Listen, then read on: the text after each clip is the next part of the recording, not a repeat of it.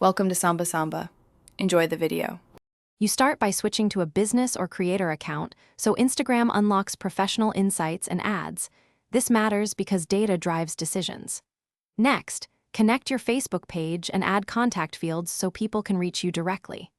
Once done, craft a concise bio with category, CTA, and a single link that routes to a landing or link tree. Make sure your profile photo is on brand and clear at small sizes. These steps let analytics and monetization features appear immediately. You now configure insights and schedule how often you'll review them. Establish a weekly check to track follower age, location, and active hours because that guides post timing. Build 3 to 5 content pillars and batch create posts in 9, 16 reels and 1 grid formats. Batch work reduces friction. Once done, prepare saved captions, hashtags, and alternative cover images so you can /B test thumbnails and messaging. Make sure to tag locations and collaborators for added reach.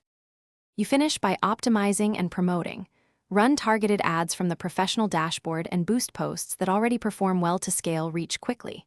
Organize saved replies, branded templates, and highlights so responses are fast and your profile looks cohesive. Once done, set monthly reporting with key metrics and revenue or lead goals tied to content.